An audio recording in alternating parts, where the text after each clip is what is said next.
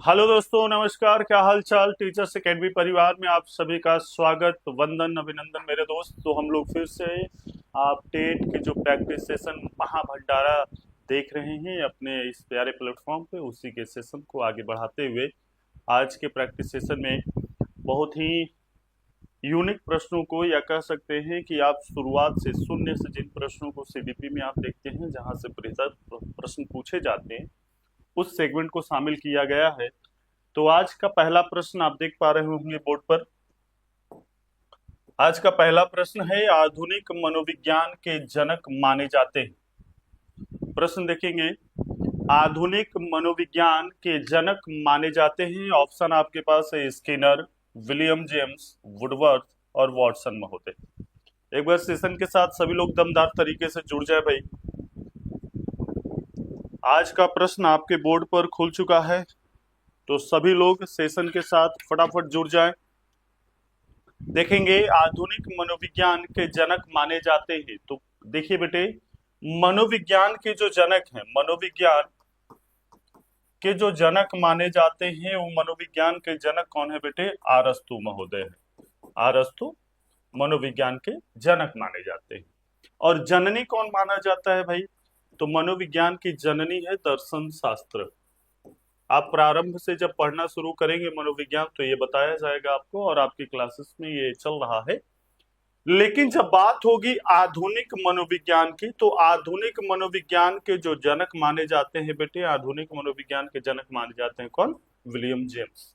आधुनिक मनोविज्ञान के जनक विलियम जेम्स को क्यों माना जाता है? क्योंकि ध्यान देंगे, विलियम जेम्स महोदय ने विलियम जेम्स महोदय ने मनोविज्ञान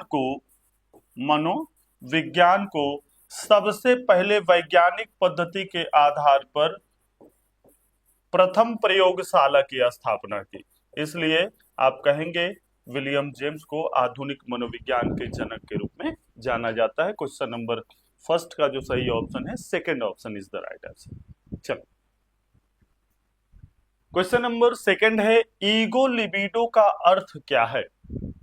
ईगो लिबिडो का अर्थ क्या है? आत्म प्रेम, वस्तु लिबिडो, ईगो मनोग्रंथि और ईगो सिंटोनिक। तो जब जब बात आएगी ईगो की और बात जुड़ी हो किसके साथ बेटा? लिबिडो के साथ, तो ध्यान देंगे लिबिडो एक संगठन बनता है बेटे आपके मस्तिष्क में। तो जब संगठन का निर्माण होगा और इस संगठन में क्या होगा बेटा? ईगो, जो आप क्या कहते हैं, इदम, अहम, परमहम, इन शब्दों का जब आप चयन करते हैं, तो आप जब ईगो की बात करेंगे तो ईगो जाके जुड़ेगा कहां बेटे? आत्म प्रेम की ओर। जब अपने आप से आप स्व प्रेम की भावना जागृत करते हैं, ये होता है ego libido. Question number second का जो सही उत्तर होगा, option first is the right answer बच्चे। कि ईगो लिबिडो का अर्थ क्या होता है? आत्म प्रेम होता है, स्व प्रेम होता है, खुद से जो मोहब्बत की जाए, खुद से जो आप अपने आप की रक्षा कर पाते, अपने बारे में बेहतर सोच पाते, ये आपका ईगो लिबिडो है, आत्म प्रेम है। क्वेश्चन नंबर थर्ड है, ई एच एरिक्सन के अनुसार मनोलैंगिक विकास की कितनी अवस्थाएं होती है? क्वेश्चन नंबर थर्ड देखेंगे, ई एच एरिक्सन के अनुसार मनोलैंगिक विकास की कुल कितनी अवस्थाएं होती है? ऑप्शन फर्स्ट कहता है 8, सेकंड है 6, 7 और 9। क्वेश्चन नंबर थर्ड का सही उत्तर क्या होगा? एक बार सभी लोग कमेंट करें। ई एच एरिक्सन के अनुसार मनोलैंगिक विकास की कुल कितनी अवस्थाएं होती है? 8 अवस्थाएं होती है, 6 अवस्थाएं होती है, 7 अवस्थाएं होती है, या 9 अवस्थाएं होती है? तो एरिक्सन के अनुसार जो मनोलैंगिक विकास की कुल अवस्थाएं होती है, वो कुल अवस्थाएं कितनी होती है बेटे? 8 अवस्थाएं ऐसी है मनोलैंगिक विकास की, जो ई एच एरिक्सन ने अपने सिद्धांत, अपने प्रयोग में इसकी चर्चा की थी। क्वेश्चन नंबर थर्ड का जो सही उत्तर होगा मेरे बच्चे, option first is the right answer. Clear है? चले, शिक्षण विधियों तथा शिक्षण नीतियों में क्या अंतर होता है? शिक्षण विधियों तथा शिक्षण नीतियों में क्या अंतर होता है? ऑप्शन फर्स्ट है प्रारूप का, सिद्धांतों का, उद्देश्यों क्या, या पाठ्य पुस्तक का। चले क्वेश्चन नंबर 4 का सही उत्तर क्या होगा? शिक्षण विधियों तथा शिक्षण नीतियों में क्या अंतर होता है? तो ध्यान देंगे, शिक्षण विधियों और शिक्षण नीतियों में उद्देश्य निहित होते हैं। इन उद्देश्यों का अंतर पाया जाता है इन दोनों के बीच। विधि और नीति, इन दोनों के बीच मध्य में बालकों को या छात्रों को जो शिक्षण के प्रारूप तय होंगे, ये शिक्षण के जो प्रारूप तय होंगे, इसमें शिक्षण क्या होगा बेटा? उद्देश्यों से परिपूर्ण होगा, उद्देश्यों से निहित होगा। तो इनमें अंतर पाया जाता है उद्देश्यों का। क्वेश्चन नंबर 4 का जो सही उत्तर होगा बेटे, option 3 is the right answer, कि शिक्षण विधियों तथा शिक्षण नीतियों में उद्देश्यों में अंतर पाया जाता है। क्लियर है? सुपर ईगो का विकास किस मनोलैंगिक अवस्था में सबसे अधिक होता है? देखिए, सिगमंड फ्रायड ने जो इदम अहम परम अहम जो आप कहते हैं बेटा, आईडी, ईगो और सुपर ईगो के विकास की बात होती है, तो यहां पर प्रश्न पूछा जा रहा है। Prachi ji good morning sir, good morning बच्चे।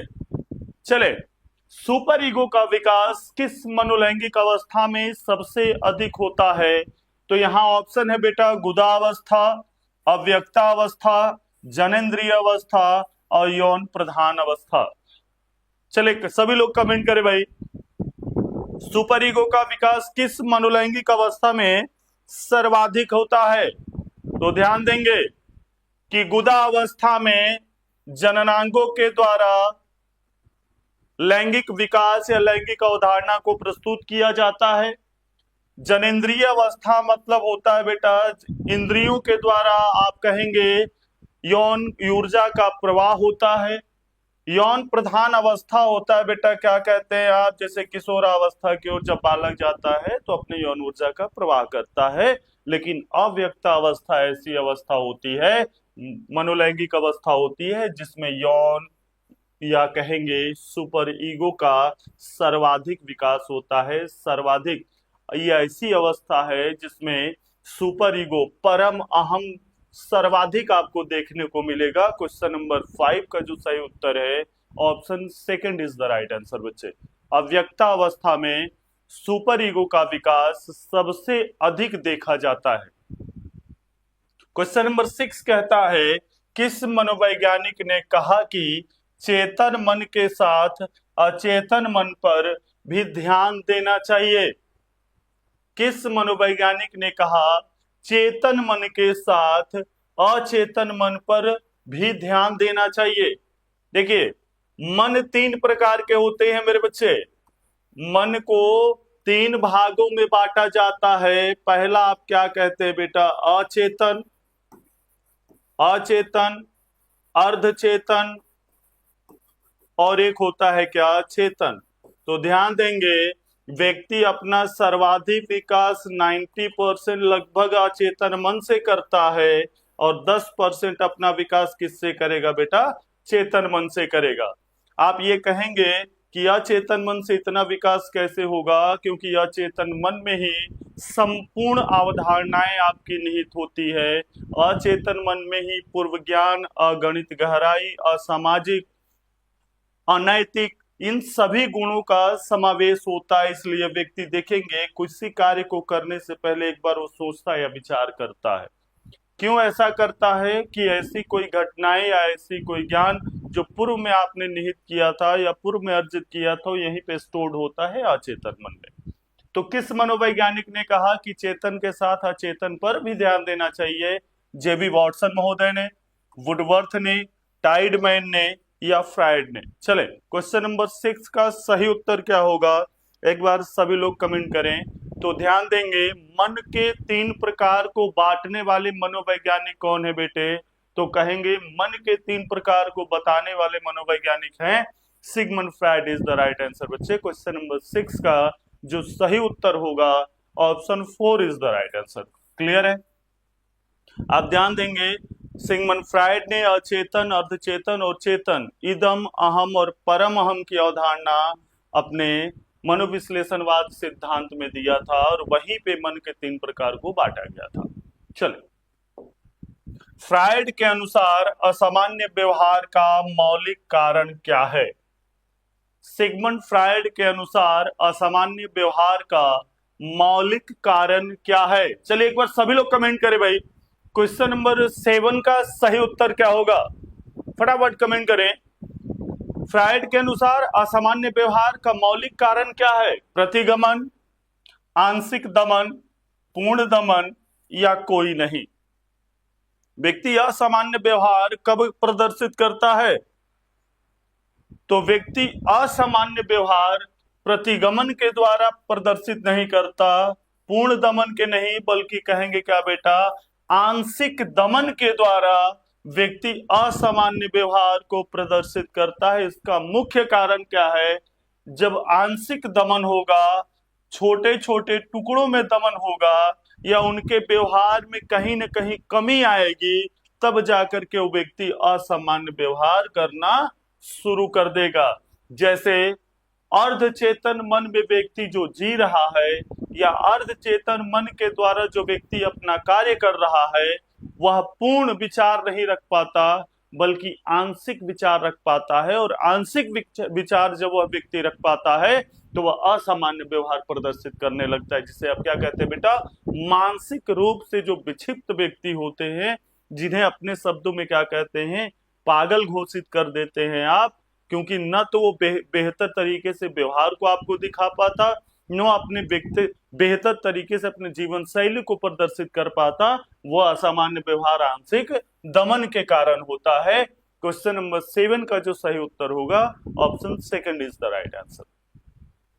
क्वेश्चन नंबर 8 कहता है, बाल केंद्रित शिक्षा की अवधारणा मनोविज्ञान के किस संप्रदाय ने दी थी? चले, बाल केंद्रित शिक्षा की अवधारणा मनोविज्ञान के किस संप्रदाय ने दी थी? गेस्टाल्टवाद ने, संरचनावाद ने, मनोविश्लेषणवाद ने या व्यवहारवाद ने? बाल केंद्रित शिक्षा की अवधारणा मनोविज्ञान के किस संप्रदाय ने दी थी भाई? गेस्टाल्टवाद ने, संरचनावाद ने, मनोविश्लेषणवाद ने या व्यवहारवाद ने?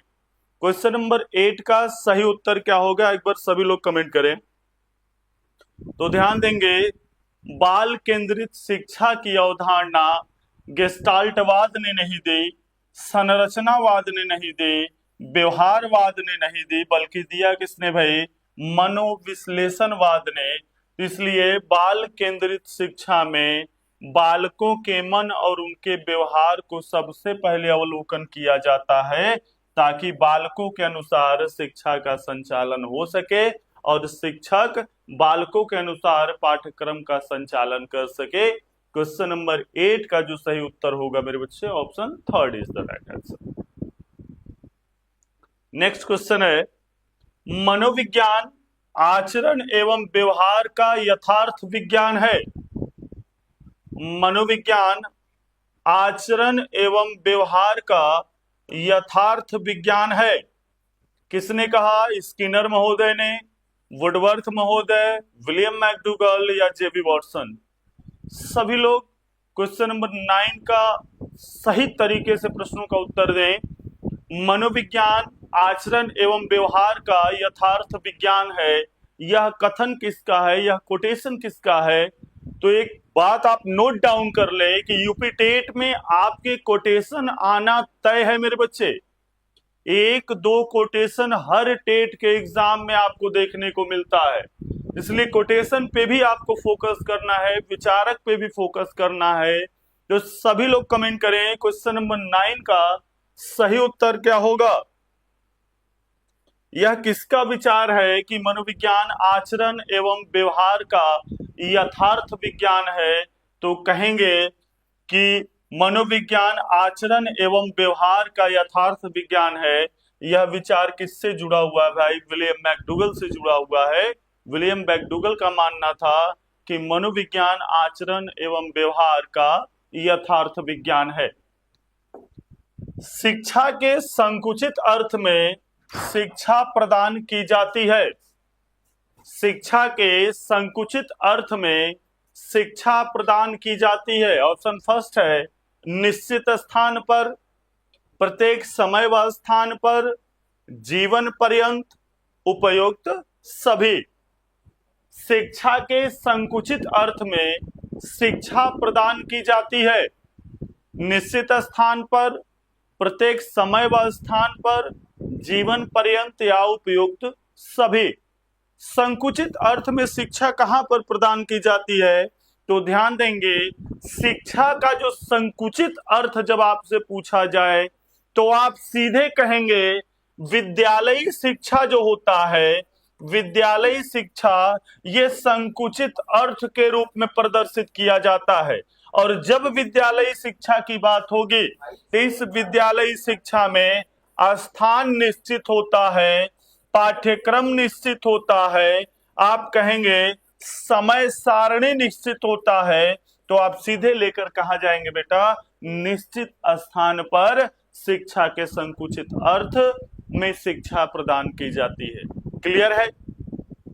देखिए, शिक्षा बालक दो तरीके से ग्रहण करते हैं, एक तो अपने आस पड़ोस और अपने वातावरण में, और दूसरा अपने विद्यालयी वातावरण में। ये दो जगह बालक अपनी शिक्षा को ग्रहण करते हैं।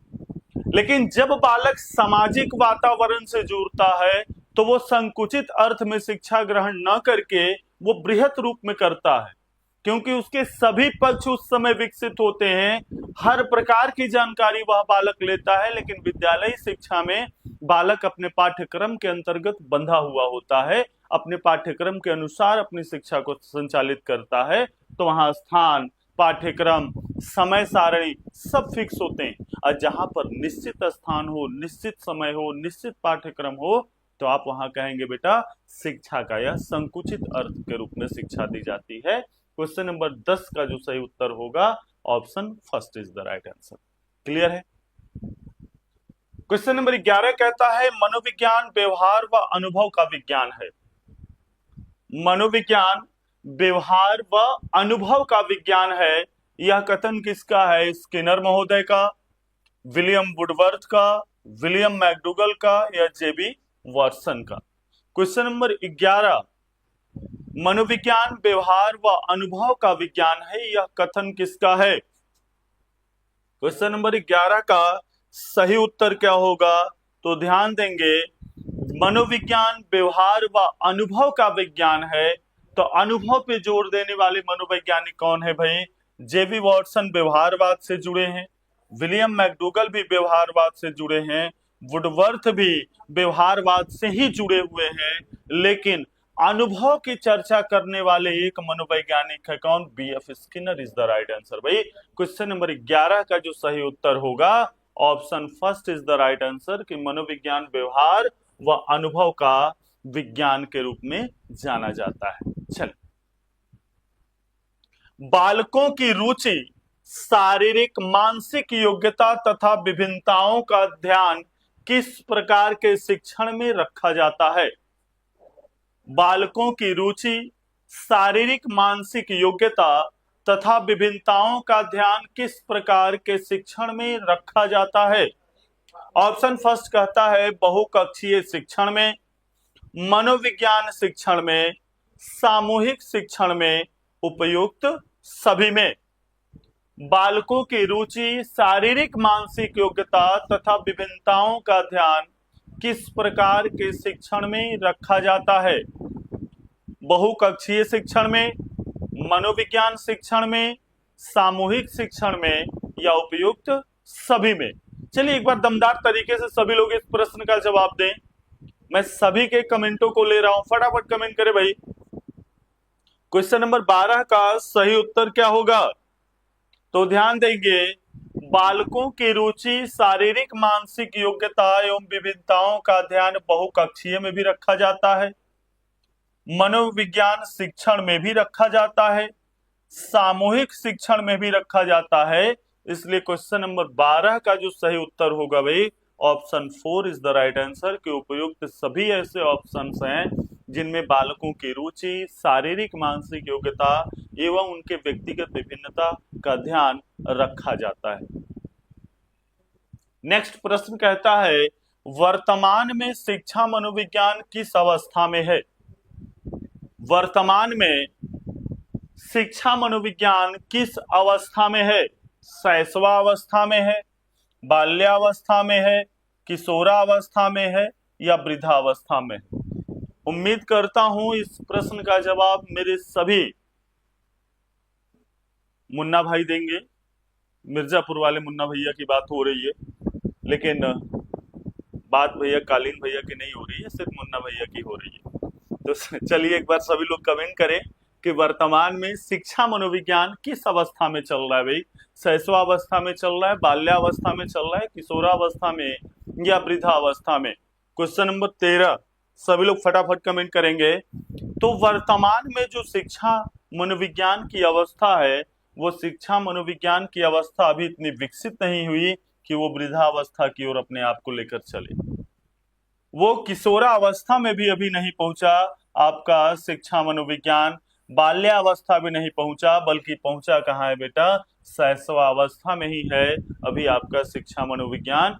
क्यों? शिक्षा मनोविज्ञान का अर्थ यह है बेटे कि समाज के हर वर्ग, हर व्यक्ति, हर बालक शिक्षित हो जाएं, उनके अनुरूप शिक्षा की अवधारणा प्रस्तुत की जाए। तो मनोविज्ञान अपने आप को उस स्तर तक लेकर आ रहा है, लेकिन अभी वर्तमान में मनोविज्ञान को शैशवावस्था के रूप में देखा जा रहा है। अभी वह बालक तेजी से विकसित जैसे होता है शैशवावस्था में, वैसा ही शिक्षा मनोविज्ञान भी अपने आप के पैर को पसार रहा है, आगे की ओर लेकर चल रहा है। इसलिए कहेंगे कि वर्तमान में शिक्षा मनोविज्ञान की अवस्था जो है बेटा, वो कैसी अवस्था है?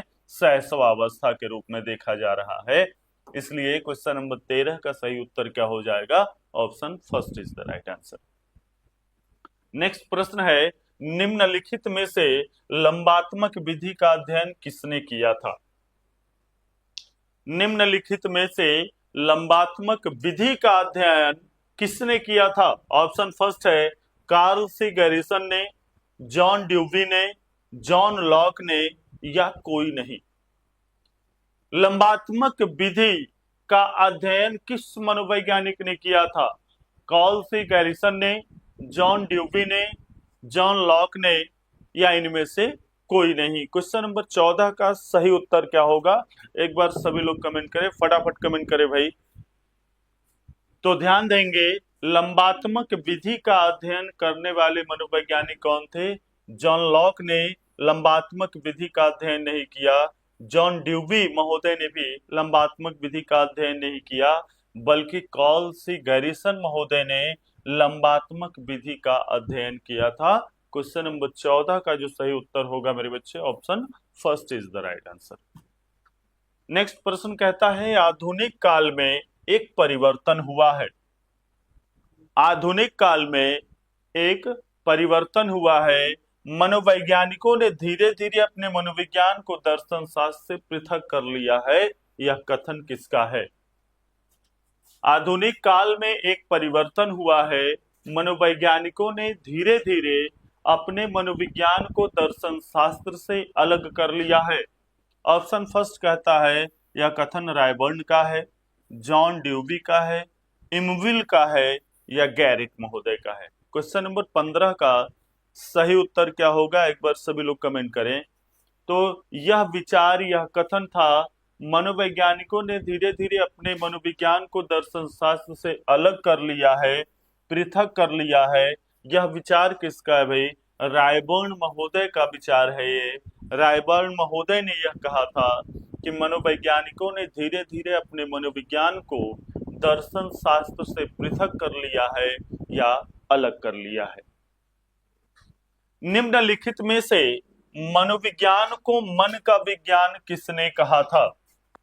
ध्यान देंगे, इसमें मनोविज्ञान के विकास क्रम से यह प्रश्न पूछा गया है आपके। मनोविज्ञान का जब विकास क्रम आप देखेंगे मेरे बच्चे, तो मनोविज्ञान के विकास क्रम 4 विकास क्रम की ओर चलता है। मनोविज्ञान आत्मा का विज्ञान है, मनोविज्ञान मन का विज्ञान है, मनोविज्ञान चेतना का विज्ञान है और मनोविज्ञान व्यवहार का विज्ञान है। अब आपसे यह पूछ रहा है मेरे बच्चे कि मनोविज्ञान मन का विज्ञान है, यह किसने कहा? तो मनोविज्ञान मन का विज्ञान है बेटा। आप कहेंगे कि आत्मा को लेकर कौन आए? अरस्तु महोदय आए। चेतना को लेकर कौन आया बेटा? विलियम जेम्स महोदय लेकर आए। व्यवहारवाद को लेकर कौन आया? जेबी वॉटसन महोदय लेकर आए। वैसे ही मन को भी आपसे पूछ रहा है यह प्रश्न कि मन के विज्ञान के रूप में किसने कहा था? क्वेश्चन नंबर 16 का सही उत्तर क्या हो जाएगा बेटा? तो आप यहाँ देखेंगे ऑप्शन को, जॉन ड्यूबी महोदय ये नहीं होंगे, डगलस महोदय ये भी नहीं होंगे, स्किनर महोदय आपके मनोविज्ञान के विकास क्रम के साथ जुड़े हुए नहीं है, बल्कि 16 नंबर प्रश्न का सही उत्तर ऑप्शन के हिसाब से अगर आप मारे तो आप कहें अरस्तु। लेकिन ध्यान देंगे अरस्तु महोदय आत्मा को लेकर आए, मन को लेकर आए कौन बेटा? पोम्पोनॉजी। पोम्पोनॉजी महोदय को मन के विकास क्रम के रूप में जाना जाता है। क्वेश्चन नंबर 16 का जो सही उत्तर होगा बेटा ऑप्शन थर्ड मारेंगे और पोम्पोनॉजी महोदय को ही आप मारेंगे कि मनोविज्ञान मन के विकास क्रम में पोम्पोनॉजी महोदय ने अपना योगदान प्रदान किया था। चलिए क्वेश्चन नंबर 16 तक किसी भी बालक को कोई डाउट, कोई दिक्कत किसी भी प्रश्न में? अगर कोई डाउट हो तो एक बार आप अपने प्रश्नों का श्रृंखला में अपने प्रश्न का नंबर डाल करके एक बार सभी लोग कमेंट करेंगे, फिर मैं आगे की ओर चलूंगा। चलिए नेक्स्ट प्रश्न देखते हैं। प्लेवे पुस्तक की रचयिता कौन है? प्लेवे पुस्तक के रचयिता कौन है?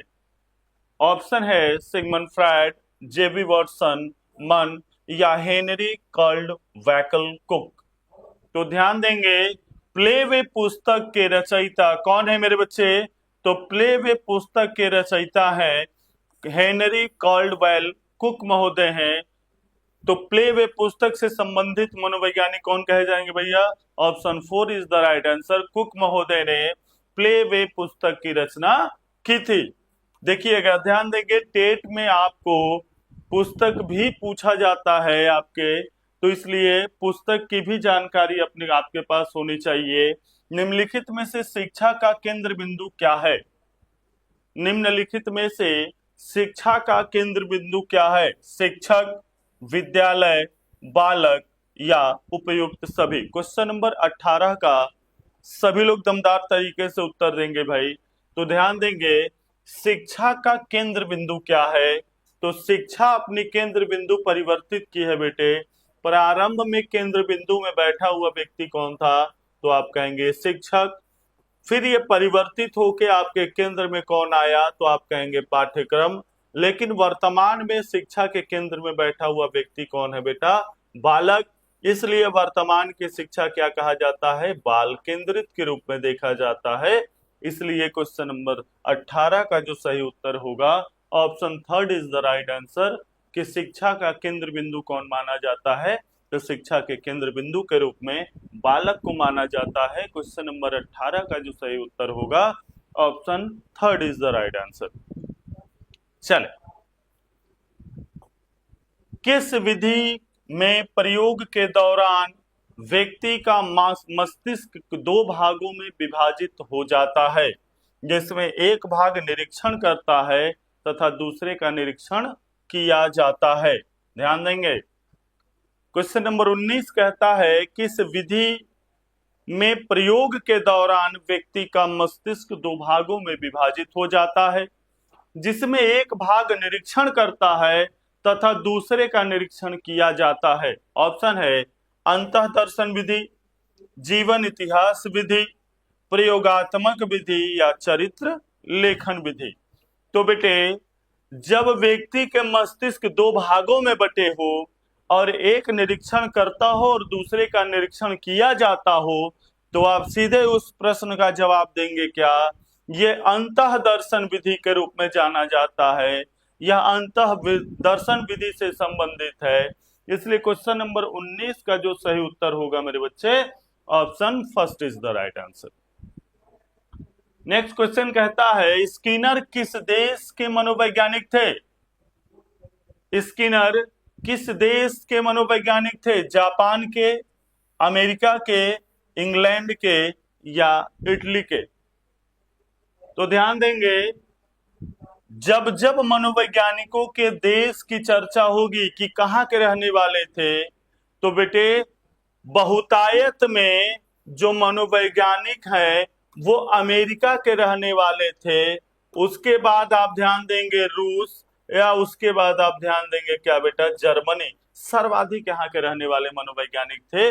तो जापान के कोई मनोवैज्ञानिकों की चर्चा नहीं होती, इंग्लैंड की नहीं होती, इटली की नहीं होती, होती कहाँ की है बेटा, America is the right answer. BF Skinner कहाँ के रहने वाले थे, किस देश के मनोवैज्ञानिक थे, तो आप कहेंगे अमेरिकी मनोवैज्ञानिक थे। क्वेश्चन नंबर 20 का जो सही उत्तर होगा option second is the right answer बच्चे। चले, क्वेश्चन नंबर 20 का सही उत्तर क्या होगा, option second is the right answer. और ध्यान देंगे कि आपके जो सिद्धांत हैं वो सिद्धांत से 2-3-4 प्रकार के ही प्रश्न बनाए जाते हैं। प्रतिपादक से प्रश्न पूछा जाता है, वह मनोवैज्ञानिक कहाँ के रहने वाले थे, उन्होंने किस सिद्धांत का प्रतिपादन किया, किस सिद्धांत का प्रयोग किस पर किया गया। इसलिए कुछ ऐसे प्रश्नों को थोड़ा सा आप माइंड में रखेंगे, क्योंकि टेट जो प्रश्न पूछता है मेरे बच्चे वो फैक्ट प्रश्नों को लेकर चलता है, उसमें शिक्षण के रूप में कक्षा शिक्षण शामिल नहीं होता। तो फैक्ट प्रश्न आप तभी सही कर पाएंगे जब आपके पास उस सिद्धांत की संपूर्ण फैक्ट जानकारी होगी। इसलिए फैक्ट जानकारी, प्रतिपादक, तिथि, कहाँ के रहने वाले थे, उन्होंने किस किताब का प्रयोग किया या किस किताब को उन्होंने लिखा, इन सभी थिंग्स को, ये सभी विचारों को आप लेकर चले। व्यवहार के निरीक्षण द्वारा किसके मानसिक दशा का पता लगाना किस विधि की विशेषता है। व्यवहार के निरीक्षण द्वारा किसी के मानसिक दशा का पता लगाना किस विधि की विशेषता है, प्रयोगात्मक विधि की, निरीक्षण विधि की, गाथा वर्णन विधि की, या चरित्र लेखन विधि की। क्वेश्चन नंबर 21 का सही उत्तर क्या होगा, व्यवहार के निरीक्षण द्वारा किसी के मानसिक दशा का पता लगाना किस विधि की विशेषता है। कृपया Shankar ji, good morning sir, good morning बच्चे। चलें, क्वेश्चन नंबर 21 का सही उत्तर क्या होगा, एक बार सभी लोग कमेंट करें। तो व्यवहार का जब निरीक्षण होगा और व्यवहार का निरीक्षण करने के बाद उसके मानसिक दशा के बारे में पता लगाना हो, तो आप क्या कर रहे हैं बेटे, आप प्रयोग नहीं कर रहे हैं, आप गाथा नहीं गा रहे हैं, न कि उनके चरित्र की बात कर रहे हैं, आप निरीक्षण कर रहे हैं उसके व्यवहार की। इसलिए क्वेश्चन नंबर 21 का जो सही उत्तर होगा option second is the right answer बच्चे। व्यवहार को प्रयोग नहीं किया जाता, व्यवहार को देखकर बालकों के बारे में निरीक्षण देखते हैं। आप किसी कक्ष में जा करके आप निरीक्षण करते हैं और उस कक्ष के निरीक्षण के बाद बालकों के व्यवहार और उनके प्रतिक्रिया के बारे में अनुमान लगाते हैं, अपने विचार को प्रकट करते हैं। क्वेश्चन नंबर 21 का जो सही उत्तर होगा मेरे बच्चे option second is the right answer. Next question कहता है, मनोविज्ञान के संबंध में क्रो एंड क्रो की परिभाषा क्या है। मनोविज्ञान के संबंध में क्रो एंड क्रो की परिभाषा क्या है, क्वेश्चन नंबर 22। तो ध्यान देंगे, मुझे बच्चा दो, बताओ कि उसे क्या बनाऊं। यह कोटेशन किसका है बेटा, ये तो वॉटसन महोदय का कोटेशन है। जेबी वॉटसन महोदय ने अपने व्यवहारवाद के प्रयोग में दिया था कि मुझे 1 दर्जन बच्चे दो, मुझे जो बनाना होगा मैं उसे बनाऊंगा, चोर, डकैत, डाकू, लुटेरा, जो भी बनाना हो। लेकिन ये कोटेशन या विचार आया कहां से, क्योंकि बच्चे जो होते हैं बेटे वो माटी के लूथरे होते हैं, बिना आकार के होते हैं। तो जैसे कुम्हार उस माटी के लूथरे को चाक पर चढ़ाकर आकार देता है, वैसे ही बच्चों को भी आकार दिया जाता है। आप अपने बच्चे को जो बनाना चाहेंगे आप बना सकते हैं, क्योंकि उसका जैसा परिवेश होगा वो उसी परिवेश में बालक ढलता हुआ चला जाता है। देखेंगे, किसी व्यक्ति के जन्म से लेकर वृद्धावस्था तक के अधिगम अनुभव का वर्णन तथा धारणा ही मनोविज्ञान है। थर्ड कहता है, मनोविज्ञान आचरण तथा व्यवहार का यथार्थ विज्ञान है। मनोविज्ञान शिक्षा का आधारभूत विज्ञान है। इसका सही जो ऑप्शन होगा बेटा option second is the right answer. किसी व्यक्ति के जन्म से लेकर वृद्धावस्था तक के अधिगम अनुभवों का वर्णन तथा धारणा ही मनोविज्ञान होता है। क्वेश्चन नंबर 22 का जो सही ऑप्शन होगा option second is the right answer. Kripa Shankar ji, very good. Option B is the right answer बच्चे। 23 कहता है मनोविज्ञान को आत्मा का विज्ञान किसने कहा था? यह मनोविज्ञान के विकास क्रम की पहली श्रेणी है। ऑप्शन है अरस्तु, वाटसन, रूसो या वुंट महोदय। जब मनोविज्ञान के विकास क्रम की बात करेंगे तो मानव विज्ञान का विकास क्रम में सबसे पहला विकास क्रम मैंने अभी आपको बताया था कि मनोविज्ञान आत्मा का विज्ञान है। यह किसने कहा मेरे बच्चे? तो मनोविज्ञान आत्मा का विज्ञान है, यह कथन अरस्तु महोदय का था। और अरस्तु महोदय ने सबसे पहले दर्शन शास्त्र से जब मनोविज्ञान को अलग किया तो मनोविज्ञान को अलग करने के बाद सबसे पहले उन्होंने बताया कि किसी व्यक्ति को अगर जानना या समझना हो तो उस व्यक्ति के आत्मा को सबसे पहले जानना होगा, क्योंकि संपूर्ण ज्ञान इंद्रियों के द्वारा जब व्यक्ति ज्ञान अर्जित करता है तो उसका ज्ञान उसके आत्मा में भंडारित होती है। यह अरस्तु का मानना था। इसलिए क्वेश्चन नंबर 23 का जो सही उत्तर होगा मेरे बच्चे, option first is the right answer. चले, मनोविज्ञान के संबंध में स्किनर की परिभाषा क्या है? मनोविज्ञान के संबंध में स्किनर महोदय का परिभाषा क्या है? Question number 24। तो ध्यान देंगे, ऑप्शन फर्स्ट कहता है मुझे बच्चा दो, बताओ उसे क्या बनाऊं। किसी व्यक्ति के जन्म से लेकर, ध्यान देंगे, मनोविज्ञान आचरण एवं व्यवहार का यथार्थ विज्ञान है। तो स्किनर महोदय का मानना था या स्किनर महोदय की परिभाषा थी कि मनोविज्ञान शिक्षा की आधारभूत विज्ञान है। क्वेश्चन नंबर 24 का जो सही उत्तर होगा भाई, option 4 is the right answer बच्चे। क्लियर है?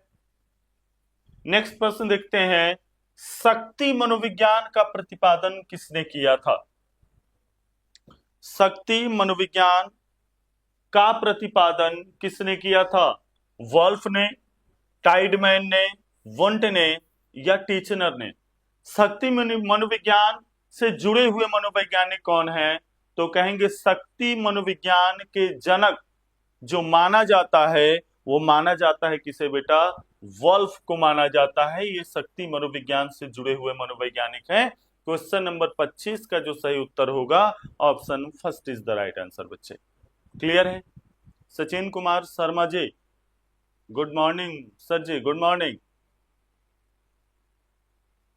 चले, क्वेश्चन नंबर 26 कहता है निम्नलिखित में से किसने सबसे पहले प्रश्नावली का निर्माण किया था? प्रश्नावली का निर्माण सबसे पहले किसने किया था?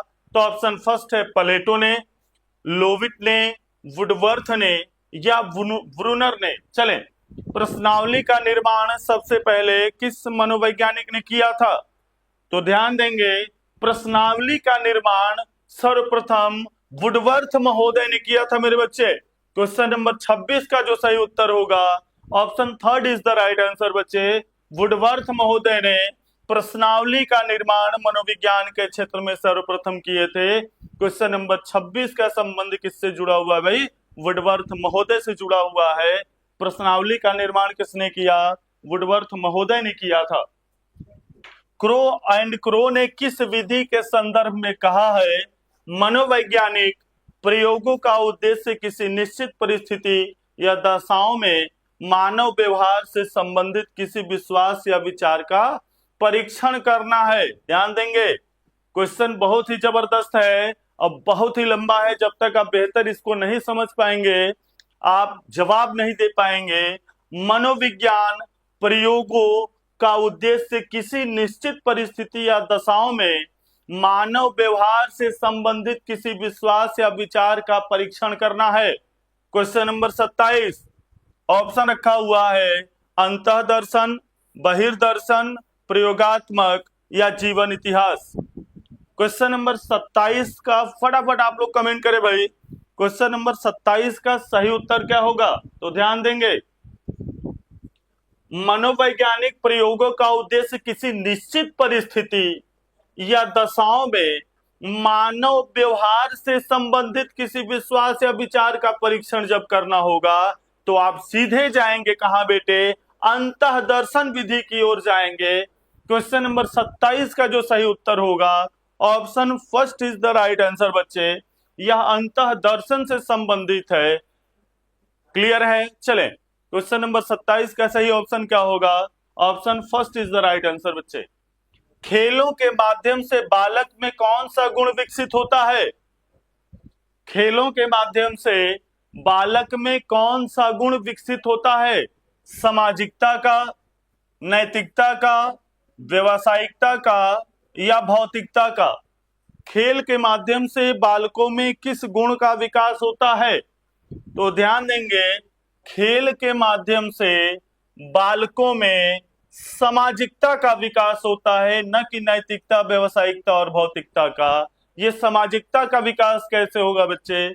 क्योंकि खेल के माध्यम से बालक समाज, उस हर वर्ग के बालकों से इंटरेक्ट होता है, जुड़ाव लेता है, अपने वातावरण, संपूर्ण वातावरण का अवलोकन करता है। इसलिए क्वेश्चन नंबर 28 का जो सही उत्तर होगा option first is the right answer बच्चे।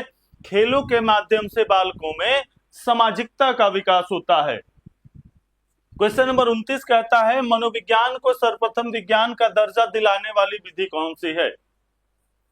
मनोविज्ञान को सर्वप्रथम विज्ञान का दर्जा दिलाने वाला विधि कौन सा है? अंतःदर्शन विधि, बहिर्दर्शन विधि, प्रयोगात्मक विधि या जीवन इतिहास विधि? सेकंड लास्ट प्रश्न है आज का इस प्रैक्टिस सेशन का। सभी लोग दमदार तरीके से कमेंट करें भाई। मनोविज्ञान को सर्वप्रथम विज्ञान का दर्जा दिलाने वाला इन चार ऑप्शन में कौन सा ऐसा ऑप्शन आपको सही दिख रहा है? सभी लोग कमेंट करें। तो ध्यान देंगे कि मनोविज्ञान विज्ञान के करीब कब आया भाई? तो मनोविज्ञान विज्ञान के करीब तब आया जब प्रथम प्रयोगशाला की स्थापना हुई। और प्रथम प्रयोगशाला की स्थापना किस लिए किया गया था? तो बेटे प्रयोग के लिए किया गया था। क्वेश्चन नंबर 29 का जो सही उत्तर होगा option third is the right answer. प्रयोगात्मक विधि जो है वो मनोविज्ञान को विज्ञान का दर्जा दिलाने का कार्य किया था। और ये जर्मनी के कार्ल मार्क्स विश्वविद्यालय में प्रथम प्रयोगशाला की स्थापना विलियम वुंड के द्वारा किया जाता है 1879 ईस्वी में। और ये क्षेत्र कौन सा था बेटा? यह चेतना का विज्ञान के रूप में हुआ था। चेतना का विज्ञान जब मनोविज्ञान के विकास क्रम में आया, वहां पर प्रयोगात्मक विधि का सर्वप्रथम उपयोग कर मनोविज्ञान को विज्ञान के साथ जोड़ा गया था। आज का लास्ट प्रश्न है। सभी लोग दमदार तरीके से इस सेशन के साथ जितने भी बच्चे जुड़े हुए हैं आप लोग कमेंट करें। निम्नलिखित में से संज्ञानवादी पद्धति के जनक कौन है? निम्नलिखित में से संज्ञानवादी पद्धति के जनक कौन है? एक बार सभी लोग कमेंट करें। संज्ञानवादी पद्धति के रूप में किसे जाना जाता है? तो ध्यान देंगे, संज्ञानवादी पद्धति के रूप में किसे जाना जाता है? सभी लोग कमेंट करें। कुल मिला के प्रश्न आपसे पूछा जा रहा है संज्ञानात्मक विकास या संज्ञानात्मक सिद्धांत से जुड़े हुए मनोवैज्ञानिक कौन हैं? तो जब जब संज्ञानवादी विकास की बात होगी, संज्ञानात्मक विकास की अवधारणा की बात होगी और जीन पियाजे महोदय बैठे हों, आंख मूंद के उस प्रश्न का जवाब आप देंगे क्या बेटा? Option second is the right answer. Jean पियाजे व ब्रूनर महोदय संज्ञानात्मक पद्धति के जनक के रूप में जाने जाते हैं। क्वेश्चन नंबर 30 का जो सही उत्तर होगा option second is the right answer. Clear है? चलिए आज के लिए बस इतना ही। आज का जो सेशन में जिन प्रश्नों को आपने देखा, बहुत ही दमदार प्रश्नों को आप श्रृंखला के साथ जुड़े हुए थे। मिलेंगे कल इसी निश्चित समय अवधि पर 8 से 9 के बीच में। आपका सीडीपी का जो मैराथन चल रहा है, प्रैक्टिस सेशन चल रहा है, इस प्रैक्टिस सेशन के साथ बहुतायत अधिक से अधिक लोगों को लाभ मिल सके तो दमदार तरीके से अपने सेशन के साथ जुड़ें। Thank you so much. Bye bye.